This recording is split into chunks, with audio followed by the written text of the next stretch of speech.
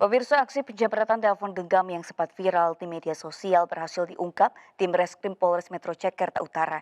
Kamera pengawas yang merekam aksi penjamretan menjadi kunci pengungkapan identitas dan lokasi persembunyian pelaku. Momen penggerebekan pelaku tersaji dalam grebek on location.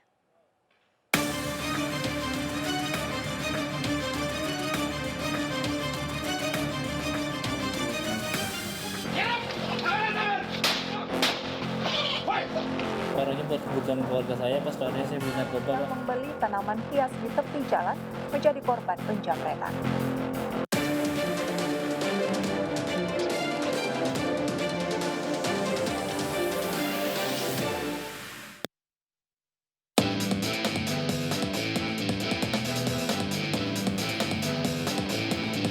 Tak hanya begal sepeda, namun kasus penjamretan ini juga sedang marak terjadi di ibu kota. Kali ini seorang perempuan yang sedang membeli tanaman hias di pinggir jalan menjadi korban penjamretan telepon genggam. Kelalaian dan kelengahan korban dalam memberikan pengawasan terhadap barang bawaan dijadikan sebagai peluang pelaku kejahatan untuk melancarkan aksinya.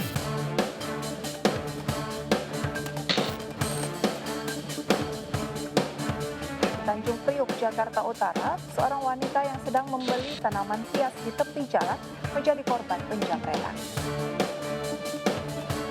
Kami berhasil mengungkap perkara ini berawal dari anggota kami melakukan patroli cyber. Di patroli cyber itu kami melihat di dalam media sosial, yaitu Instagram, terdapat konten yang dimana telah terjadi jambret HP yang terjadi di daerah Sunter Selatan.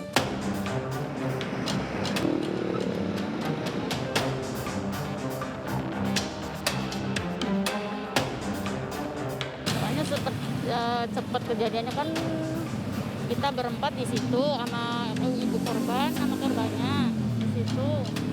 Terus suami saya di situ juga, jadi nggak terlalu jelas. Fokus sama tanaman bunga ngurusin, kan dia mau bikin taman. Jadi fokus sama obrolan tanaman juga, jadi nggak tahu. Begitu cepet kan HP taruh di belakang, langsung diambil, gitu aja sih. Pas sempat dia udah 2 kali, kan di situ berhenti. Jadi saya liatin, kirain dia mau beli bunga. Nggak tahu juga mau jambret HP, kurang tahu juga itu.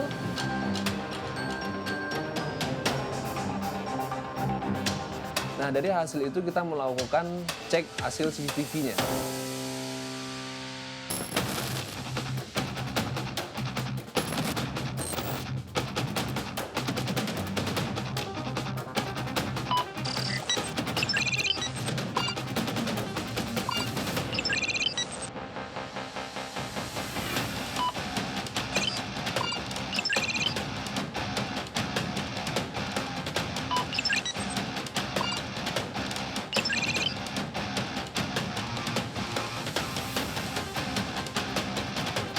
Setelah kami mengecek CCTV-nya, akhirnya kami dapat identifikasi terkait ranmor yang digunakan oleh tersangka.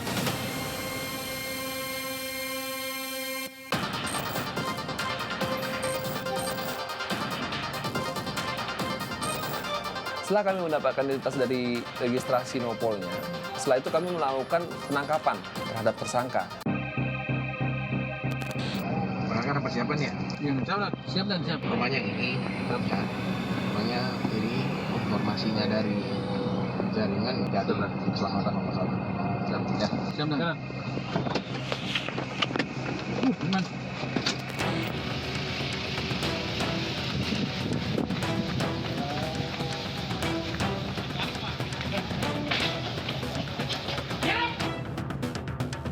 Pada saat kami melakukan penangkapan terhadap tersangka mencoba melawan petugas, sehingga kami melakukan tindakan tegas dan terukur.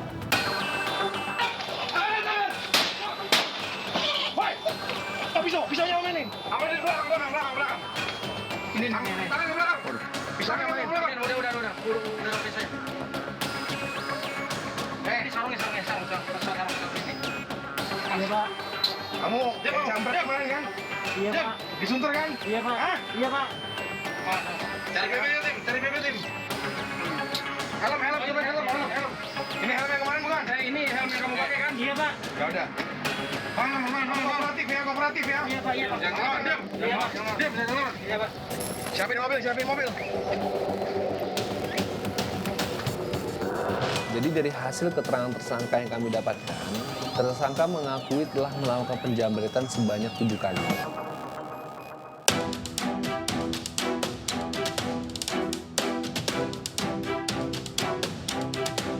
Dalam melakukan di Marina dan di Balai Samudra, kamu punya teman nggak? Saya hanya sendirian, Pak. Kamu sendirian menggunakan apa? Menggunakan motor, Pak.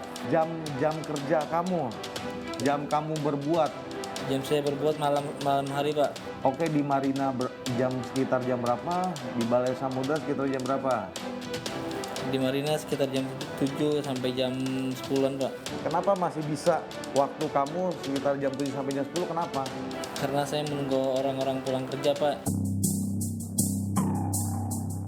Tersangka itu dulunya dia bekerja sebagai buruh. Namun dikarenakan pandemi COVID ini, dia tidak dipekerjakan kembali. Sehingga untuk memenuhi kebutuhan sehari-hari, untuk menghidupi anak dan istrinya, tersangka ini melakukan tindak pidana ini.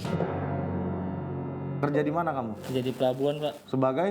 Kuli, Pak. Kamu tahu cari duit itu susah? Tahu, Pak. Terus kamu kalau melakukan mengambil barang milik orang itu, kamu berpikir ke situ? Iya, Pak. Setelah kami melakukan cek urin, dia positif menggunakan narkotika jenis sabu.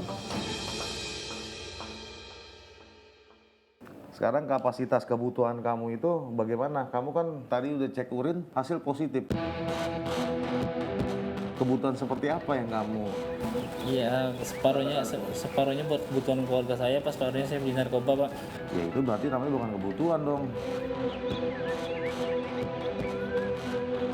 Untuk target yang disasar oleh tersangka ini ialah emang semacam HP. Jadi untuk tempat operasinya pun juga di daerah sekitaran Jakarta Utara ini, yaitu di daerah Gading maupun di daerah Sunter. Dikarenakan dia memiliki tempat tinggal di daerah Gading.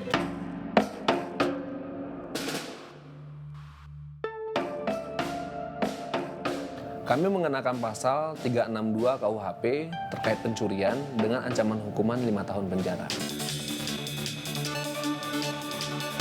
Kami dari pihak kepolisian memberikan saran kepada masyarakat agar lain kali apabila ada barang harga yang dibawa pada saat di jalan, agar menjaga barang tersebut dengan baik. Kalau misalnya tas ada resletingnya, tutup resletingnya apabila sedang ada di jalan. Apabila sedang menggunakan HP, pegang dengan kedua tangan, jangan hanya satu. Sehingga untuk menghindari kejadian-kejadian yang tidak diinginkan. Sejumlah tanaman yang dijual di kiosnya bahkan pernah dicuri orang, sehingga ia pun sengaja memasang CCTV.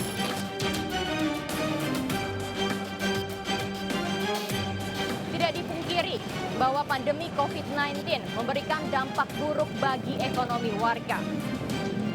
Namun, hal ini tidak bisa dijadikan pembenaran bagi aksi menyimpang sebagai cara praktis dalam menghasilkan uang secara cepat.